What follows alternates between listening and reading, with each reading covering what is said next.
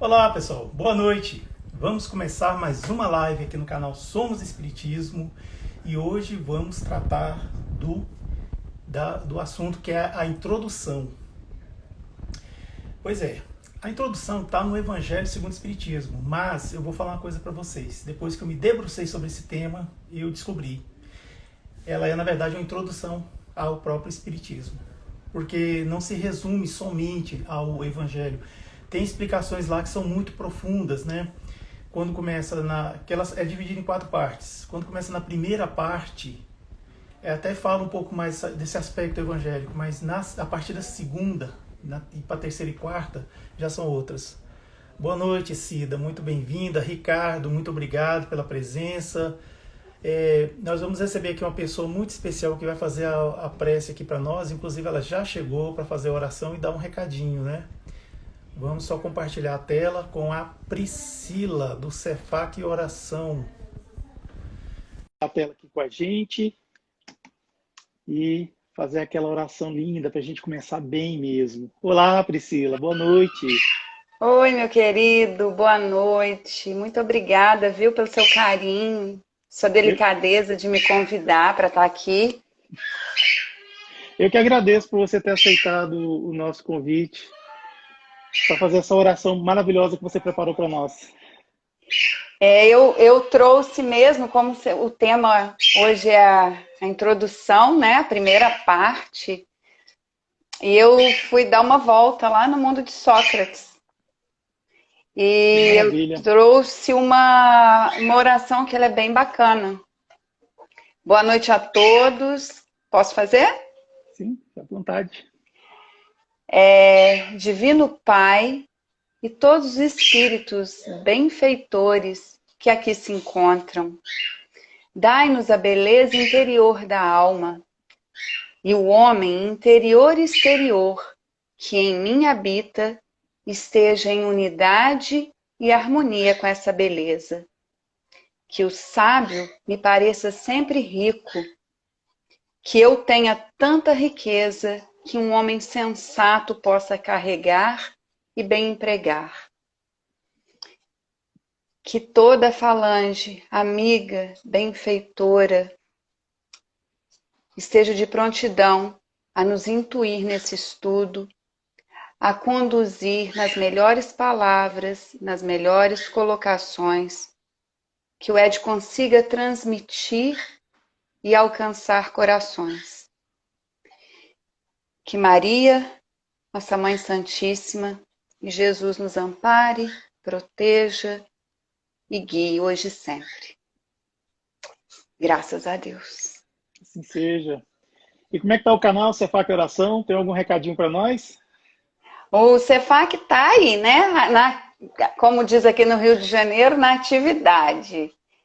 A partir da semana que vem, a gente vai começar com novos estudos pela manhã, sempre às 7h30 da manhã. Então, eu convido todos que estão aqui a darem uma passadinha, a conhecerem. Quem não segue, passar a seguir. Sempre muito bem-vindos. E Ed, você é 10. Você é 10. Eu tenho muita alegria em ter a sua amizade, ter te conhecido. Bernardo manda um beijo, viu? 1000 beijos pro Bernardo. E para os irmãozinhos também. Obrigada, querido. Eu que agradeço, viu, Pri? Obrigado mesmo. Muito obrigada. Estou por aqui. Isso. Então é isso aí. Eu vou tirar então. Tchau. Tá bom. Tchau, tchau. Tchau, gente. É isso aí, gente. A Priscila, do Cefac Oração. É um canal muito interessante. Quem ainda não segue, segue lá. Tem muito conteúdo interessante, conteúdo espírita, muito legal, sabe? E as lives também são muito boas. Bem, promessa é dívida, né? Estamos aqui com a roda de estudos do Evangelho segundo o Espiritismo. E hoje a gente vai falar da introdução. A introdução, eu estava falando anteriormente, a introdução que está no Evangelho segundo o Espiritismo não é assim a introdução do Evangelho. Ela, na verdade, ela é a introdução do Espiritismo. Se vocês forem ler, for debruçar sobre o assunto, vai ver que ela é muito ampla, porque quando Allan Kardec escreveu o Evangelho segundo o Espiritismo, ele já tinha experiência de dois livros já publicados, que foi o primeiro, o Livro dos Espíritos, e depois o Livro dos Médios.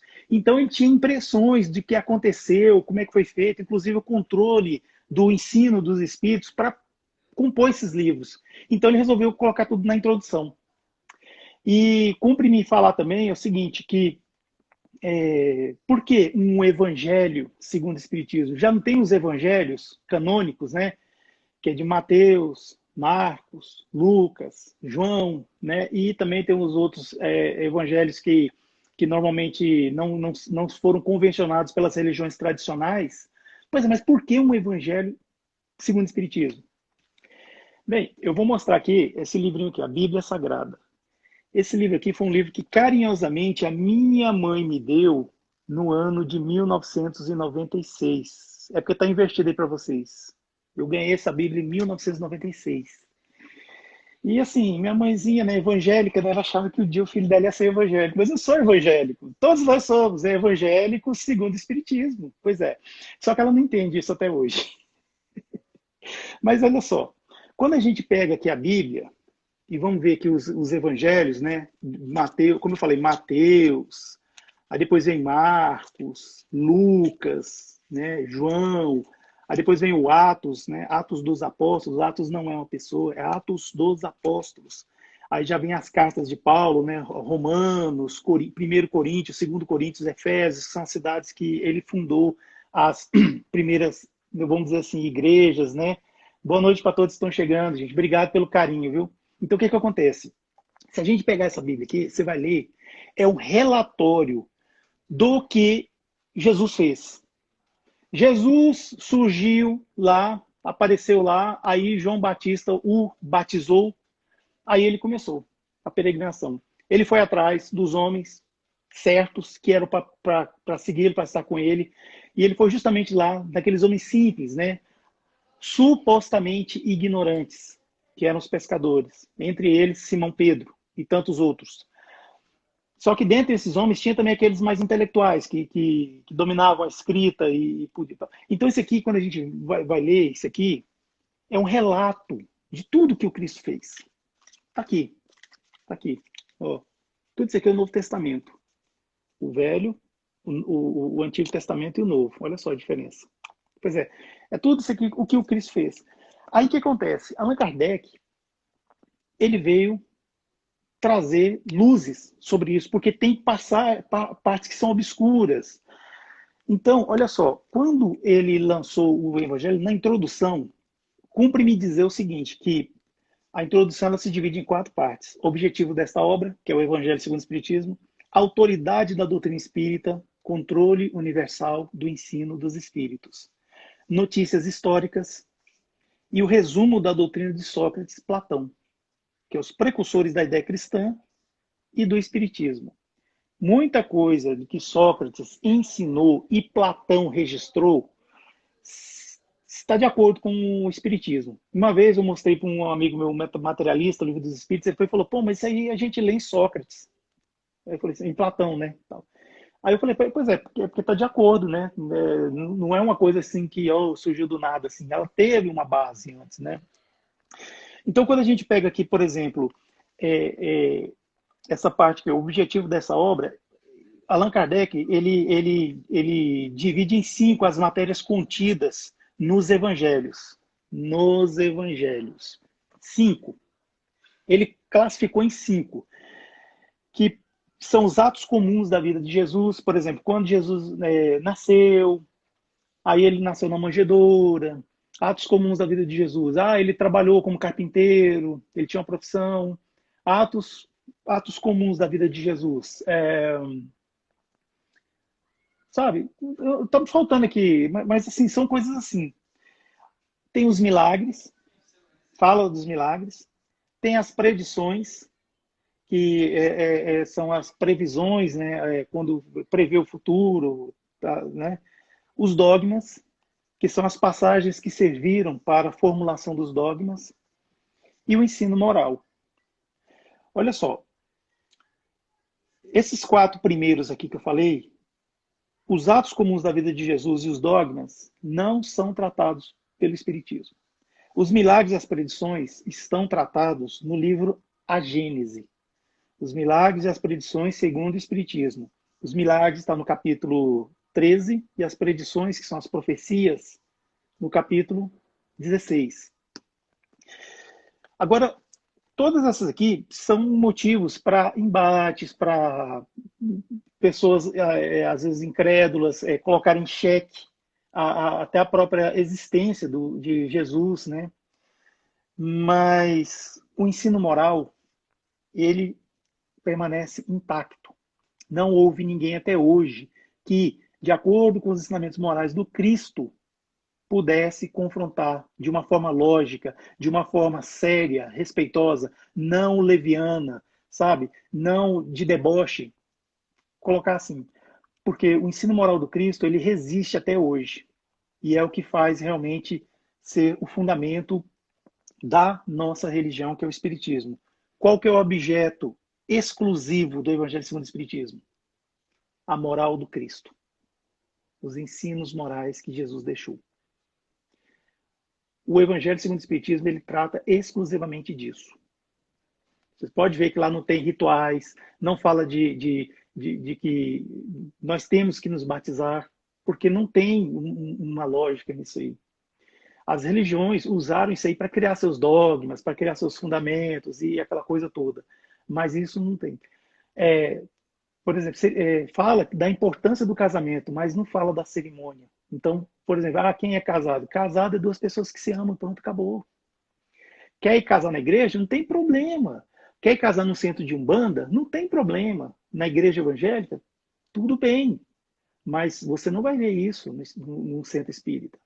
O que pode acontecer é que alguém faça uma cerimônia com juiz de paz e convide alguém que é espírita para proferir uma palestra. É diferente. Mas, assim, o ritual em si não tem.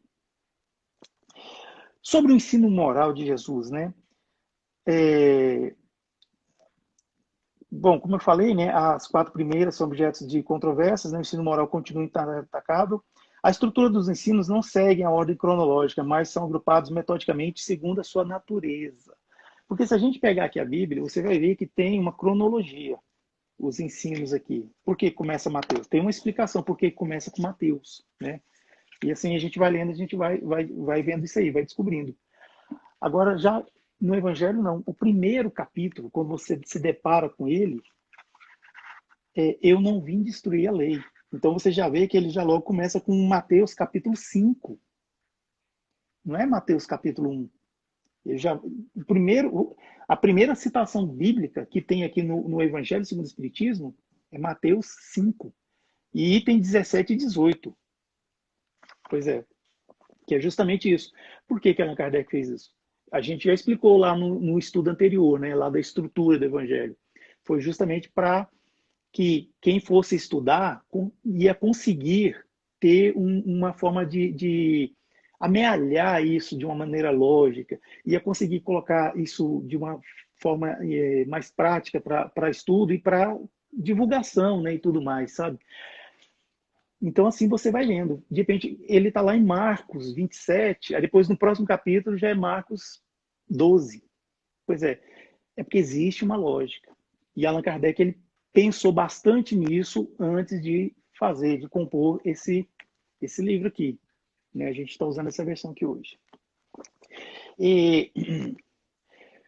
Mas o que é o Evangelho segundo o Espiritismo? Igual a gente já começou a provocação, né? A gente começou a fazer uma provocação. Por que um Evangelho segundo o Espiritismo? Olha só, o Evangelho segundo o Espiritismo, ele é um código moral e universal dos ensinos, né? Explica as passagens obscuras dos Evangelhos, porque tem passagens obscuras, passagens que dá vazão a N interpretações, desde as mais absurdas até aquelas que parecem ter um pouquinho de lógica. Mas aí, o que acontece? Muitos se aproveitam disso para fazer a sua religião, né? Criar a sua igreja. Às vezes uma passagem assim obscura, pronto, dá vazão para ter inúmeros cismas, né? Assim, separações, um negando o outro.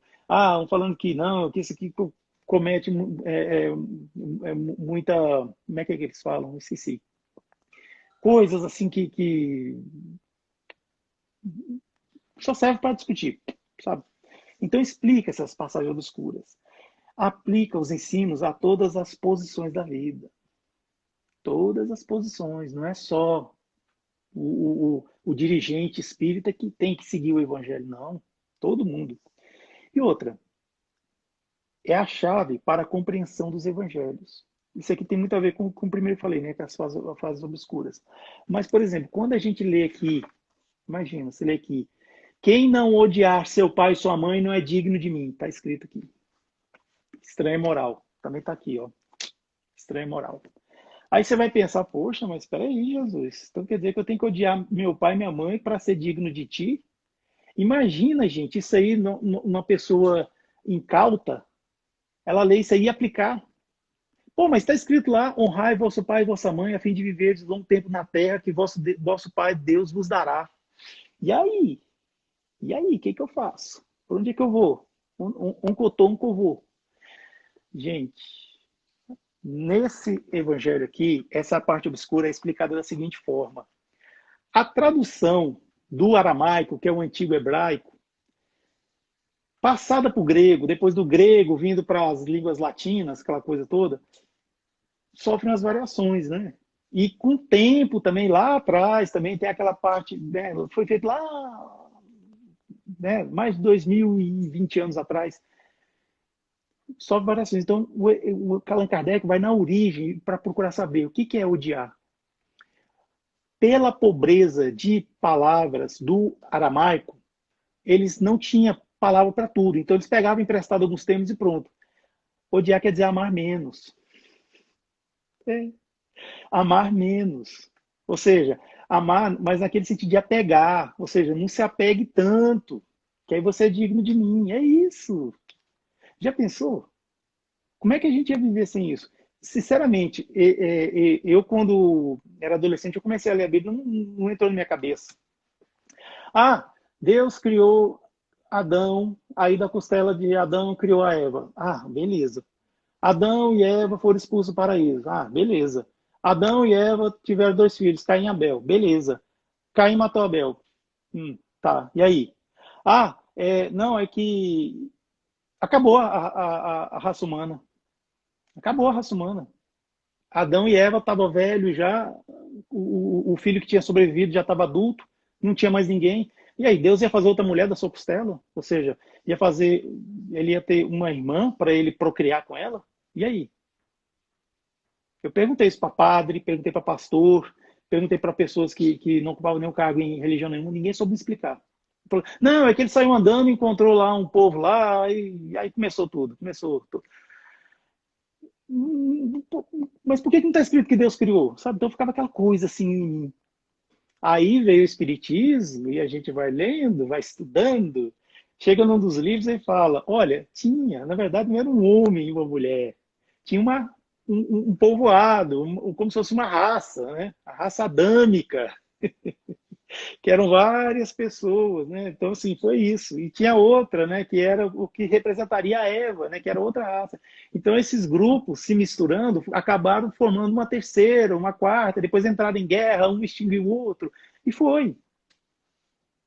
Tá? Se você procurar nas obras espíritas, tá isso. Então, é lançar luzes, gente, é isso, é tirar essas partes obscuras, que não deixa a gente ir para frente, se você for colocar sempre a razão. Agora, nós espíritas, nós não podemos nos gabar, não. Porque fé mesmo é aquele que acredita, né, naturalmente, tal igual. Agora, a gente não, a gente precisou crer, a gente precisou acreditar, a gente precisou saber, quer dizer, para acreditar. A gente precisou de ter essa fé raciocinada, senão não ia. E graças a Deus o Espiritismo veio, né? Senão hoje em dia todos nós seríamos ateus, sabia? Não tem problema nenhum ser ateu. O problema, o bom é assim, é ter o coração bom e fazer o bem, né? Isso que importa, né? Mas é assim. E, como eu falei, é a chave da compreensão, né, dos evangelhos, né? Allan Kardec disse: reunimos nesta obra, reunimos nesta obra Os artigos que podem compor um código moral universal, sem distinção de culto. A pessoa é evangélica, ela pode? Ela pode ler esse livro aqui? Pode. Ah, ela é católica, ela pode ler esse livro? Pode. Claro, deve até. Porque aqui tem certos esclarecimentos que podem ser usados. Alguns eu sei que fazem, só que não cita a fonte, né? Claro. É o nosso orgulho, né? Nossa vaidade, né? Assim, de falar que não. Mas é isso. A disposição das matérias, né? Tem as máximas de Jesus, né? Que são as citações dos evangelhos, como eu falei lá de Mateus, né? No capítulo 1, reunidas pela sua natureza, eliminando as coisas estranhas ao assunto. E ele respeitou a tradução de Saci. Sabe quem é Saci? Muita gente fica pensando, às vezes, quando você dá até aula para evangelização, aqueles meninos abençoados falam assim, ah, o Saci Pererê, tio. Não. É Louis Isaac Lemaitre de Saci. Ele foi um dos tradutores da Bíblia para o francês. E até hoje, salvo engano aqui do rapaz aqui, salvo engano, é a Bíblia mais aceita lá na França. A tradução mais aceita, a mais seguida, sabe? E desde lá da época de Kardec, né? Essa tradução ela já era respeitada. Então Kardec foi logo nela. Por que ele fez isso? Porque tinha um motivo. Pô, se está todo mundo dizendo que isso aqui é bom, por que eu vou para aquele ali que está isolado? Vou te explicar mais tarde. Espera aí, aguenta aí. Então, e tem também os comentários de Allan Kardec, né? Com a ajuda dos bons espíritos, coloca as máximas ao alcance de todos, desenvolve as suas consequências. Então, assim, a estrutura básica do Evangelho é essa. Você entra no capítulo, tem uma passagem bíblica com a citação de Jesus, aí tem a explicação de Allan Kardec, aí depois vem a instrução dos espíritos, que são mensagens psicografadas, que vem o nome dos espíritos, a cidade de onde essa mensagem recebeu e o ano. Vocês já notaram que não tem nome de médium no Evangelho? Não tem. Allan Kardec não era médium, não. Assim, médium ostensivo, né, que fala. Ele não era médium, não. Allan Kardec não era. Pois é, não tem o nome dos médios. Por quê? Para preservá-los, para cuidar, para que eles não tivessem vaidade, aquela coisa. Se bem que a pessoa, quando é vaidosa, né, fazer o quê? E até também porque, por uma questão de evitar certos entraves burocráticos, vamos dizer assim. Teve uma senhorita, né, Mademoiselle Jaffé, uma médium de mais ou menos 18 anos, ela chegou, como vocês viram no filme que está disponível no Netflix, Kardec, o filme, ela chegou para o Kardec e falou, olha, eu quero os direitos autorais de tudo que está aí nessas obras aí que eu psicografei. Aí Allan Kardec explicou, mas minha jovem, isso veio de vocês, veio dos espíritos. Ela, não, mas eu não quero saber, eu quero meus direitos autorais, eu vou na justiça, eu vou atrás disso aqui. Falou, mas isso não veio de você, você era como se fosse a carteira, o carteiro, né, que veio trazer a correspondência para gente. O lucro auferido nas vendas desses livros, Allan Kardec usava, ele usava em prol da Sociedade Parisiense Sociedade Espírita de Estudos Parisiense. Oh, meu Deus, peraí, calma. Sociedade Parisiense de Estudos Espíritas. Ele usava em prol disso. Então, assim, ela foi atrás, mas não achou, não teve advogado que queria entrar nessa. Mas isso aí é espírito, não foi você que assinou, foi o espírito que assinou. Como é que eu vou entrar na justiça? Então, não tem, sabe? Igual Chico Xavier. Chico Xavier psicografou livros de Humberto de Campos. Aí a família dele veio atrás, querendo, né, tal. A justiça negou, falou, não é. O seu Humberto de Campos morreu, isso aí não é ele. Aí começou a assinar como irmão X, por isso. Evitar esses entraves burocráticos que eu estava falando, né? E as instruções dos espíritos, né, como eu estava falando, né, são ditadas pelos espíritos, colhidas em, olha só, isso é importante, gente, diversos países, recebidas por diferentes médiuns que esclarecem e convidam à prática do Evangelho. São as vozes do céu que vêm esclarecer os homens e convidá-los à prática do Evangelho. Lembra lá no prefácio? Não, vou até pegar aqui, que é tão bonitinho, gente, o prefácio.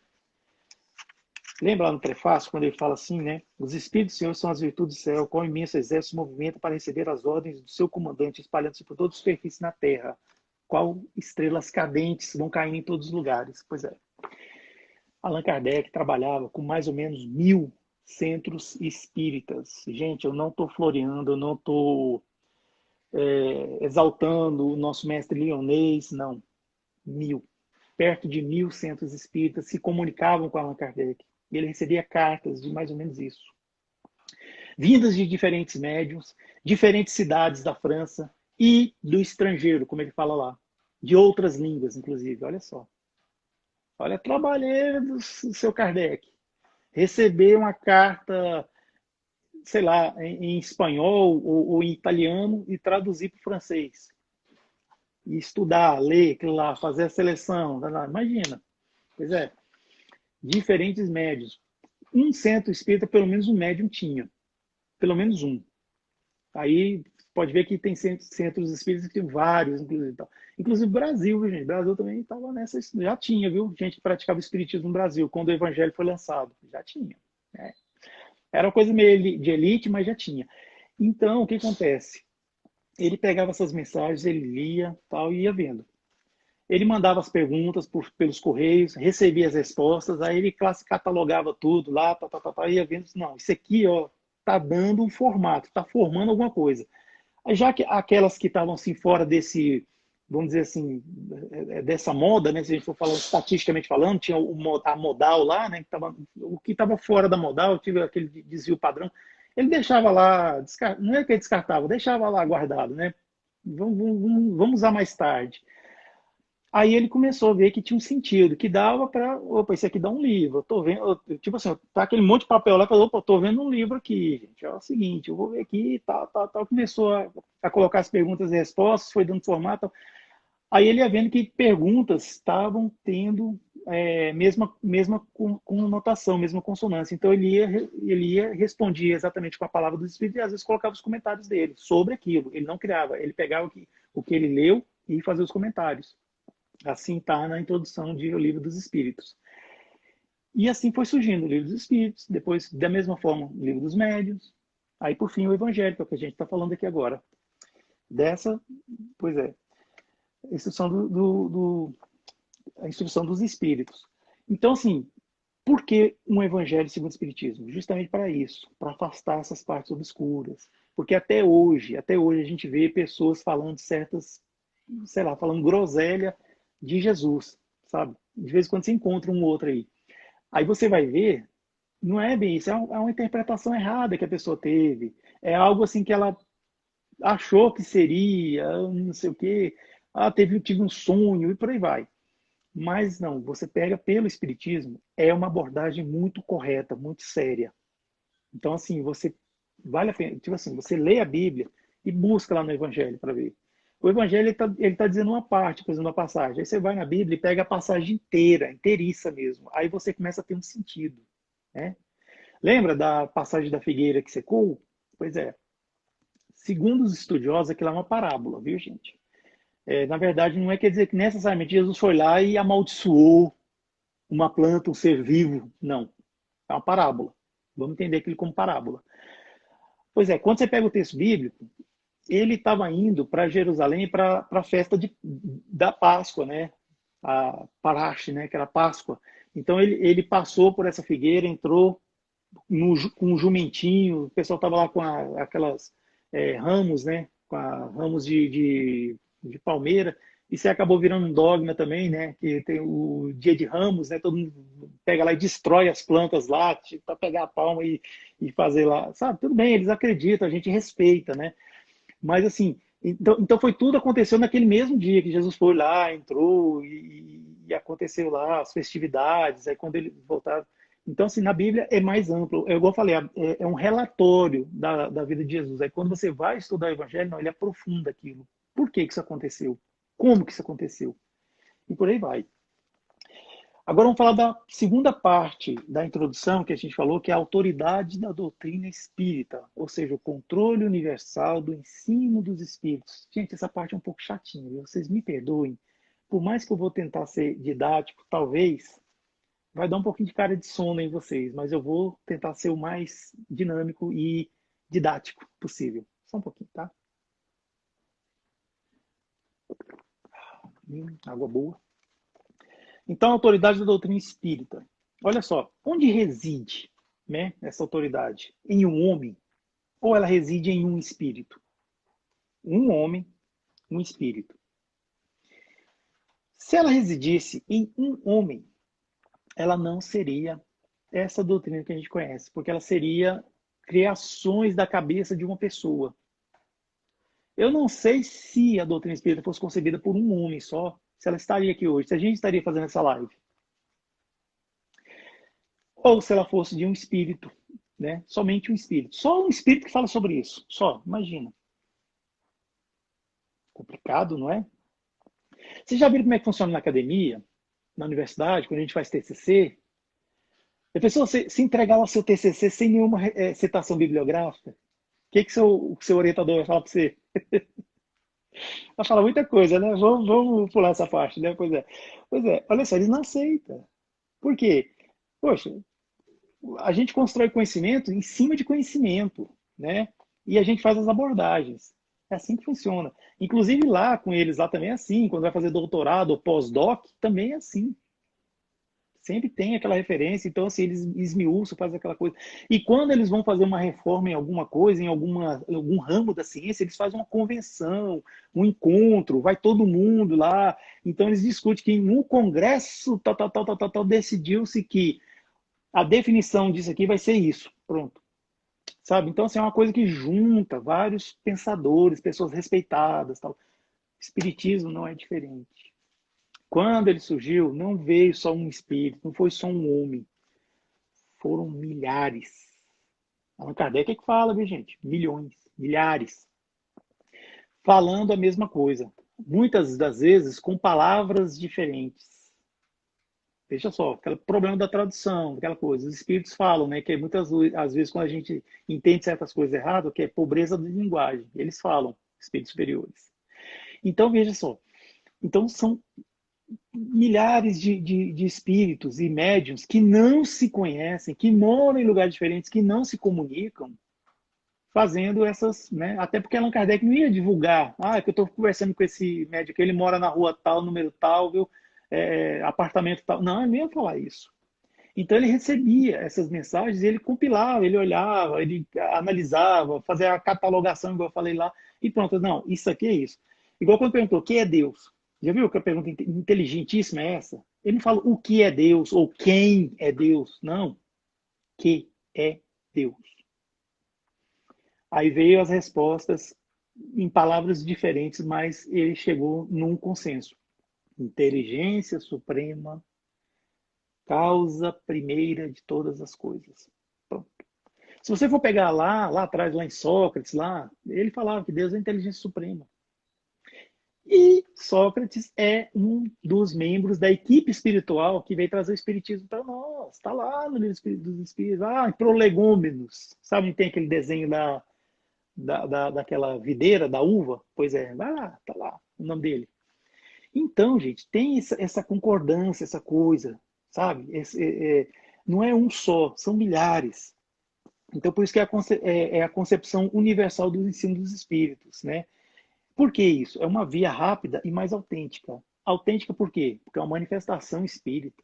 Não é ninguém que está escrevendo. Não é Allan Kardec que resolveu escrever. E olha que Allan Kardec escreveu muito, hein? Quando ele era Hipólito Leon Denisard Rivail, ele escreveu muito. Ele escreveu tratados de aritmética, de língua francesa, de geometria. Nossa, muita coisa. Assim, se eu pensar, ele era contador, tal, ele era, sei lá, um cabeçudo. Aí, ele se absteve de fazer isso aí. Então ele fez as análises lá de uma forma até, como ele era pedagogo também, né, de uma forma pedagógica para facilitar o estudo, e assim ele concebeu isso. Um homem e um espírito pode ser enganado ou pode enganar-se a si próprio muito facilmente. Isso aconteceu. E também ele fala muito do Alto de Fera de Barcelona, que ele, o bichinho ficou um pouquinho machucado, né? Porque os livros não, eles podem queimar os livros, mas não se queimam os espíritos, né? Então, assim, pode destruir toda a literatura espírita, mas os espíritos você não vai destruir. Aí vai voltar tudo de novo. Aí, o que aconteceu com o Alto de Fera de Barcelona? Divulgou, né? Poxa, por que está queimando o livro? Gente, que livro é esse? Não, peraí, eu quero ver. Aí todo mundo foi atrás para saber, né? Nossa, foi aí que o espiritismo virou o que virou. Mas o que confere autoridade às informações transmitidas pelos espíritos? Por que são confiáveis? Podemos confiar? É o que falei, né? É o controle universal do ensino dos espíritos, que até hoje é feito, e quem faz isso é a Federação Espírita Brasileira e as suas regionais, né? As federações regionais. Cada estado tem uma, viu? Se você procurar na sua cidade, aí você vai ver. Aqui estou falando Brasil, tá bom, gente? É, olha só, uma vez eu participei de um congresso espírita numa cidade aí, num carnaval desses aí, e tinha uma pessoa lá falando o seguinte: André Luiz é a quarta revelação do Espiritismo. Parece confiável? Parece. Parece, assim, ter algum sentido isso? Sim, parece. Esse homem leu André Luiz? Provavelmente leu. Agora, tem lógica. A primeira revelação, Moisés. A segunda, Jesus. A terceira, que é definitiva e que veio para ficar conosco, que é o Consolador prometido, a doutrina espírita. Aí a quarta revelação, André Luiz. Ah, André Luiz não é espírita. Meu Deus. Só esse homem falou isso. Gente, eu estou falando isso pelo amor de Deus. Não vamos sair divulgando isso, tá bom? Por favor. Só esse homem disse isso. Eu nunca mais ouvi ninguém falar de que André Luiz é a quarta revelação. Então, veja bem. É uma ideia que foi lançada. Só que ficou. Tá lá. Eu não sei se no futuro, se um dia a gente, depois que evoluir, tiver no mundo de regeneração, aquela coisa toda, alguém vai retomar isso aí. E vai esclarecer, ou vai dizer alguma coisa, não sei. Mas, por hora, esse é, como se fala, dos sistemas, né, que não são aceitos. Por hora, não está sendo bem aceito. Porque André Luiz, ele faz parte da terceira revelação. André Luiz, ele maximizou nossa compreensão do mundo espiritual e de muitos fenômenos mediúnicos. É isso. Nosso lar, quando surgiu em 1944, mas foi uma bomba. André Luiz, ele deu aquela dimensão da gente entender como é que funciona, como é que são as colônias lá no mundo espiritual. Até então, nos livros de Allan Kardec não tem uma ideia sobre isso. Então foi isso, foi o que aconteceu. Só que depois de André Luiz vieram outros espíritos falando sobre colônias espirituais. Aí você vê que tem um sentido aí, tem uma coisa, né? Mas André Luiz, ele é da terceira revelação do Espiritismo. Não existe quarta revelação, até que se prova o contrário. Porque o Espiritismo não é coisa engessada, não, gente. Não, é dinâmico. Não é algo morto, não. É algo que está vivo. Vocês já notaram que até hoje não apareceu ninguém querendo reformar o Espiritismo? Opa, não, vamos fazer com a convenção, vamos reformar aqui os livros de Allan Kardec, vamos reformar as revoês espiritistas, as revistas espíritas. Não apareceu. Por quê? Porque todo mundo se debruça para estudar, vê que a coisa está atual, está andando. E a ciência material, a ciência, né, nossa, dos homens, ela evolui. E quanto mais ela evolui, mais ela se aproxima do Espiritismo. Precisa reformar. Precisa essa vaidade. Então, veja só, o controle universal do ensino dos espíritos é o que faz a força do Espiritismo. O Espiritismo, ele é o que é por causa do controle universal. E quando Allan Kardec lançou esse sistema de controle universal, sabe o que ele fez? Ele submeteu lá o livro dos espíritos, que foi o primeiro, e o livro dos médicos. E não houve nenhuma contradição. Exatamente. Então, esse controle universal do ensino dos espíritos, ele tem duas partes. A primeira parte, ele propõe dois critérios, né, de controle do ensino, que é a análise racional das comunicações. Aquela coisa assim, vem uma comunicação, beleza, vamos ler. Tem razoabilidade isso que ele está falando? Tem. Assim, ele está de acordo com a lógica, com o que, né, a gente... assim, o nosso nível intelectual daqui. Tá de acordo, então pronto, passou. Nesse critério. Porque existe o segundo critério também. É uma revelação espontânea, ou seja, foi alguém que pediu, não, é espontânea. E ela está sendo revelada por vários médios, ou seja, vários médios estão mandando essa questão para psicografar essa questão, sim. Então, pronto, são 2 critérios. E o segundo critério é a aplicação desses 2 critérios que eu falei no surgimento do espiritismo e seu desenvolvimento, né? Que é justamente isso, a análise racional e se a comunicação espontânea veio por diversos médios. No livro dos médiuns, o capítulo 27 está dizendo isso, sobre essa comunicações espontâneas, sobre esse controle universal. E a Revista Espírita, de abril de 1864, tem um caso prático. Deixa eu pegar ela aqui. Bom, olha só isso aqui. Tem um caso prático aqui, porque tem um artigo. Aqui fala, Autoridade da Doutrina Espírita, Controle Universal do Ensino dos Espíritos. Já abordamos essa questão em nosso último número, a propósito de um artigo especial, da perfeição dos seres criados. Mas ela é de tal gravidade e tem consequências tão importantes para o futuro do espiritismo que julgamos dever tratá-la de maneira mais completa. É um artigo que fala que Deus cria seres perfeitos. E aí? Não está dizendo que Deus nos criou simples e ignorantes? E com as diversas reencarnações a gente vai se aperfeiçoando, vai evoluindo, vai descobrindo a diferença entre o bem e o mal.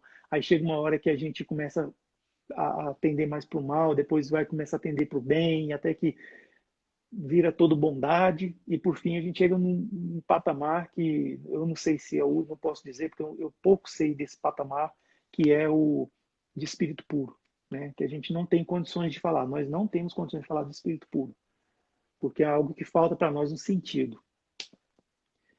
Então, aí, o que Allan Kardec fez? Ele colocou todo o item 2 da introdução de O Evangelho segundo o Espiritismo, que é justamente isso que a gente está falando, controle universal do ensino dos espíritos.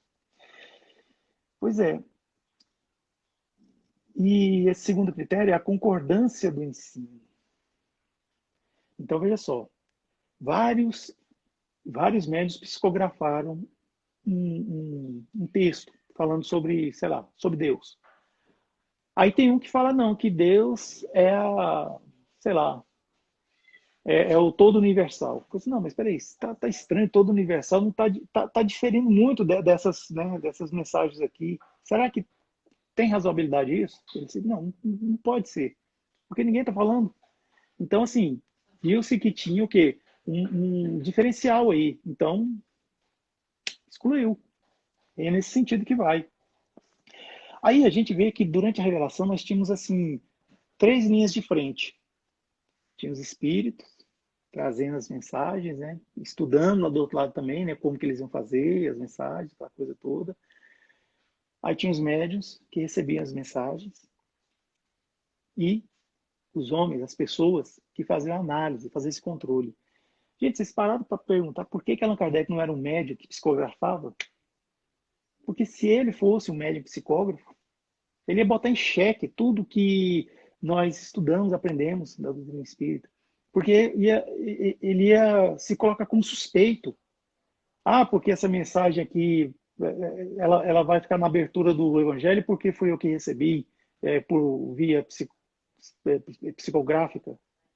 Então, pô, mas peraí, você está querendo se enaltecer, se envaidecer? Como é que é isso? Gente, ele mudou o nome. O nome dele era Hipólito Leon Denizade Rivaí. Ele mudou o nome dele para Allan Kardec. Isso acontece com os homens que conheceram, que Jesus recrutou para trabalhar com eles, aqueles pescadores. Todos eles mudaram de nome também.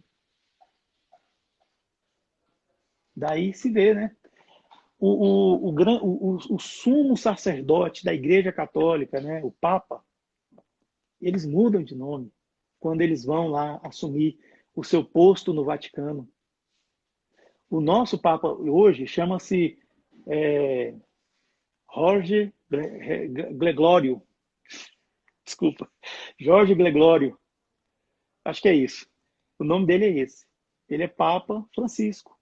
O Papa anterior, o João Paulo II, ele era Carol Bottigila, o nome dele. Ele mudou o nome para, né, João Paulo II. Porque é isso. É aquela coisa de realmente entrar mesmo para o sacerdócio de verdade mesmo. Então, assim, foi dando essa continuidade. E com Allan Kardec também tem uma questão prática, né? Se ele jogasse lá o Livro dos Espíritos, por Hipólito Leão Denis Rivail, ele fala, nossa, meu professor Rivail tá meio maluco, né? Ele anda escrevendo umas coisas assim. Ou então muita gente ia comprar porque já era fã dele, porque ele era muito famoso. Ia comprar e, sabe, que... Então ninguém iria pelo conteúdo, iria pelo nome. E uma das coisas que o Espiritismo combate é isso. Você não deve se apegar a nenhuma mensagem pelo nome. Você deve ir sempre pela qualidade da mensagem. Então a gente tem que tomar cuidado com as comunicações que fujam da moral do Cristo, quando a gente vai falar, certo? Kardec não foi ingênuo, pois ele sabia que haveria comunicações de espíritos levianos, pseudo-sábios, utópicos. Gente, não é porque morreu, não é porque desencarnou, que ficou inteligente. Não, continua. Se uma pessoa é um toxicômono aqui nessa vida, se ele usa drogas, aquela coisa, ele desencarna, ele não vai virar uma pessoa pura, que não gosta de drogas e vai falar das coisas do mundo, sabe? Não. Ele vai ser alguém que vai continuar querendo droga, sabe? Ainda mais se ele desencarnou assim, de repente. Se uma pessoa tem vícios, ele vai continuar com seus vícios. Se a pessoa ela é uma pessoa assim, orgulhosa, vaidosa, aquela coisa, ela vai continuar. Então, Allan Kardec sabia que de todas as mensagens ia ter aqueles que estavam querendo se promover ou promover ideias estranhas à doutrina. Então, foi isso que ele fez. Ele cuidou para que, através desse controle, que, aliás, não era nem só ele que fazia, porque era uma sociedade, eram várias pessoas que faziam, inclusive esses que estão aqui, ó, Denis, Delane, é, é, Denis, Delane, Flammarion, todos eles também faziam esse controle universal. Então, era daí que selecionavam-se as mensagens. E, então, assim, eu ia falar outra coisa aqui, que é o seguinte. Às vezes uma ideia parece excêntrica demais, mas ela parece boa, né? Ela tem que ser cuidada para não gerar controvérsias ou aparentemente de encontro, ou seja, de encontro é chocar contra a doutrina. Daí a necessidade maior prudência em dar-lhes publicidade. Caso julgue conveniente publicá-las, só deve ser apresentadas como opiniões individuais, mais ou menos prováveis, mas necessitando, em todos os casos, de confirmação. Essa confirmação deve aguardar antes de apresentar um princípio como verdade absoluta, menos que se queira ser acusado de leviandade ou incredulidade irrefletida. Allan Kardec disse isso.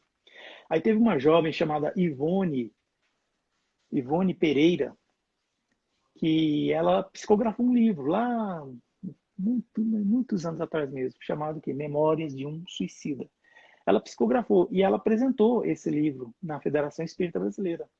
Eles pegaram esse livro, leram lá os originais, aí olharam para o outro e falaram assim, não vamos publicar. Não vamos publicar porque isso aqui parece, tem lógica, mas vamos esperar para ver se vai ter mais gente falando sobre isso. E passaram-se 10 anos com esses originais lá com eles. 10 anos. 10 anos e algum, sei lá, acho que até mais. Aí, por fim, resolveram publicar o livro Memórias de um Suicida. Por quê? Porque eles viram que estava em consonância com a doutrina espírita. Não estavam, sabe? Então, assim, preferiu aguardar, segurar um pouco. Porque se lançar e eles não tinham aquela certeza, aquela conveniência de que a coisa iria, né, realmente... iria realmente para frente. Então, Allan Kardec ele sabia disso lá desde aquela época. Por quê? Porque isso aconteceu muito, principalmente no Livro dos Espíritos, foi o primeiro. Para ele lançar esse livro, realmente ele fez ele nesse formato perguntas e respostas, mas por isso, porque era algo desconhecido para ele, era algo novo. Então, ele precisava ter realmente um critério muito forte para lançar, e foi dito e feito. Aí depois, quando veio o Livro dos Médiuns, nós já tinha uma base, né? Então, pronto, já ficou um pouco mais tranquilo. Aí ele fez o Livro dos Médiuns. E, por fim, chegou no Evangelho, como a gente está vendo aqui. Nós estamos fazendo esse estudo. Os espíritos superiores procedem em revelações com extrema sabedoria. Não abordam grandes questões da doutrina, senão gradualmente. Eles abordam grandes questões da doutrina gradualmente. Não vai de uma vez, não. À medida que a inteligência, a nossa, eu estou falando da gente, inteligência, está apta a compreender verdades de ordem mais elevada e quando as circunstâncias são propícias à emissão de uma ideia nova. Então, assim, são ensinamentos que a gente vê que, de acordo com a evolução do homem, é que eles vão soltando. Então, assim, tem muita coisa lá do outro lado que vai chegar para nós, a partir do momento que a gente começar a evoluir. Então, a compreensão, conforme a gente vai avançando, eles vão realmente trazendo revelações, né? Os espíritos levianos, porém, pouco se preocupam com a verdade, respondem a tudo e, por isso, sobre todas as questões prematuras, há sempre respostas contraditórias. É aquela história, né? Quem muito fala, dá bom dia a cavalo. Então, os espíritos levianos, o que eles fazem? Tudo que se pergunta, eles respondem, eles tal, e entra naquele achismo, né? Aí vira bagunça. Os espíritos superiores, Allan Kardec comentava lá na introdução do Livro dos Espíritos, que para certas perguntas a resposta era silêncio. O espírito estava lá, junto com o médium, mas ele se recusava a responder. Por quê? Porque não era algo a ser tratado naquele momento, ou era algo que realmente ele já tinha, ou já tinha respondido, ou realmente, né, como eu falei, né, não era para aquele momento. Então, o que acontece? É melhor se calar do que falar besteira. Então, assim, às vezes vem uma pergunta que o espírito lá não era, digamos assim, especialista naquilo. Então, ele se recusava, ele se abstinha de responder, pronto. Daí a gente vê, já se fosse um pseudo-sábio, não, ele ia querer responder, ia colocar o achismo, não, é isso, tá. Só que depois ia ver, ia fazer o controle universal, como eu falei, não ia passar, não ia dar certo. E, como eu falei, o que é o controle? O primeiro controle é o da razão, o qual é preciso submeter, sem exceção, tudo que venha dos espíritos. Toda teoria em notória contradição com o bom senso, com uma lógica rigorosa e com dados positivos que possui, deve ser rejeitada, por mais respeitável que seja o nome que traga na assinatura. Lembra que nós falamos do nome que a gente não deve levar em conta? Nesse livro aqui, ó, tem uma sessão inteirinha só de mensagens apócrifas. Tem mensagem lá ditada por Napoleão, que eles mesmos lá foram ver, né, com o estilo, né, que eles conheciam o estilo de escrita de Napoleão I, né? Não tinha nada a ver. Então era alguém querendo se passar por Napoleão. Tem mensagem assinada por Jesus Cristo. Só que eles foram olhar lá, fazer uma análise dessa mensagem, não tinha cabimento de ser mensagem de Jesus Cristo. Até pelo jeito, assim, né, que Jesus ele tinha os sinais, né, que quando ele falava assim, a gente tinha mais ou menos uma, né? Então eles viram que não tinha nada a ver. Era algo assim fantasioso, algo que não passa, sabe? Segundo esses critérios. E também o outro critério, como eu falei, do controle universal dos espíritos, é a concordância no que ensinam os espíritos, pois é o melhor controle, né? E a única garantia séria do ensino dos espíritos está na concordância que existe entre as revelações que eles façam espontaneamente, por meio de grande número de médios, estranhos uns aos outros e em diversos lugares. Pois é. Então é isso. As mensagens elas têm que ser espontâneas, vindas de várias origens, tanto espiritual quanto aqui entre nós, né, espírito, e elas têm que guardar um sentido lógico, razoável.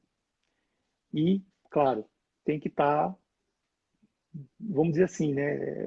É o que eu estou tentando, assim, para passar para vocês, é o que eu estou tentando pensar aqui. Tem que estar na modal lá, se a gente fosse pegar estatisticamente. Está na moda. A moda, estatisticamente falando, modal. Então tá lá. Aquele que desvia demais disso aí, não pode saber que tem alguma coisa errada aí. Então, deixa lá quietinho, guarda, vamos ver se mais tarde, né? Quem sabe. E nós sabemos que recentemente foram descobertas algumas cartas de Allan Kardec, né? E estão debruçando sobre elas, estão trabalhando sobre ela, né? Elas, antes de divulgarem, olha só que legal, né? Então, assim, o controle universal também é aplicado a isso, né? E vamos ver se realmente vai... O que vai surgir, né, disso? Por enquanto, o que se sabe é que tanto Allan Kardec e Amélie Boudet, que era sua esposa, eles no passado eles tiveram uma filha adotiva, né? Que infelizmente ela faleceu. E nós tivemos até uma live com o Marcelo Sotomayor e ele estava explicando melhor isso aí, né? Quem quiser, é só ir no IGTV aqui do canal Somos Espiritismo, tem lá a live com o Marcelo Sotomayor e ele explica mais detalhes sobre isso. Mas, assim, a genialidade de Allan Kardec era incrível, porque, como eu falei no início, ele recebia cartas de mais ou menos 1.000 centros espíritas espalhados não só pela França, mas pelo mundo. Então, assim, ele recebia cartas em francês e ele tinha que fazer uma análise, tinha que aplicar todos esses métodos e ele recebia cartas de outras línguas. Por exemplo, grupos espíritas na Alemanha, né? Lembrando que a Alemanha tem uma língua que não é da raiz latina, então, assim, a gente teria uma certa dificuldade, né, com essa língua saxã, né? Então, tinha que traduzir para o francês e ele aplicar os métodos para, enfim, saber aonde é que essas comunicações iriam, né, acontecer. E é isso, gente. Nessa live eu falei aqui sobre memória. Cadê você? Minha memória. Olha só. Sobre o objetivo desta obra, né? E falei também da autoridade da doutrina espírita, do controle universal do ensino dos espíritos. Agradeço muito a todos vocês. Peço desculpas mesmo por não ter respondido aqui as questões, porque fica muito a gente fica muito tomado pelo estudo e acaba não conseguindo responder a todas as questões. Se você teve uma pergunta e eu não consegui responder, manda um direct para mim, por favor, manda uma mensagem, tá? E a gente vai conversando, tá certo? Na próxima quarta-feira, nós vamos fazer outra roda de estudos, que é a parte 2 da introdução do Evangelho segundo o Espiritismo. Aí nós vamos tratar sobre as notícias históricas e o resumo da doutrina de Sócrates e Platão. Né? O que Sócrates e Platão estão fazendo aqui, né, com o Espiritismo? Né? O que tem a ver? Vamos ver? Pois é. Então, convido a vocês, quarta-feira que vem, às 19 horas, estarmos juntos novamente para estudarmos, viu? Agradeço de coração a todos que vieram, estão aqui até agora, aqueles que passaram rapidinho e saíram, né, que tinham algum compromisso, alguma coisa, mas não se preocupem. Essa live, assim como as outras, está salva no IGTV também, do Somos Espiritismo. Inclusive, eu estou criando uma série lá no IGTV, que eu acho que vai dar para ver, né, encarreadinho, né, quem tiver tempo, né, vai poder maratonar. Olha que beleza. E também está no YouTube, viu, gente? Nós temos o YouTube ativo, tá? A gente está baixando todos os vídeos, as lives, né? Inclusive as palestras que me oferecem para fazer, estão todas concentradas no YouTube. Canal Somos Espiritismo do YouTube, tá bom? E nós temos também o Facebook, tem uma página lá. Quem quiser, por favor, vai lá. Os conteúdos são um pouquinho diferentes do canal aqui do Instagram, porque tem conteudistas, né, que colocam coisas lá que a gente reposta, né, lá no próprio Facebook. Mas, assim, é o mesmo canal, tá? É a mesma pessoa, tá? A mesma fonte. Que, na verdade, assim, não é meu, né? Ele é dos espíritos, né? Eu sou apenas o secretário, eu sou apenas aquele que trabalha para o canal, tá bom? Eu sou empregado do canal. O dono do canal é lá em cima, tá bom? Então é isso, gente. Muito obrigado, viu? Agradeço de coração a todos vocês mais uma vez. E eu convido a todos a fecharmos os nossos olhos, quem se sentir à vontade, e agradecermos a Deus, nosso Pai, pela vida e manutenção desta.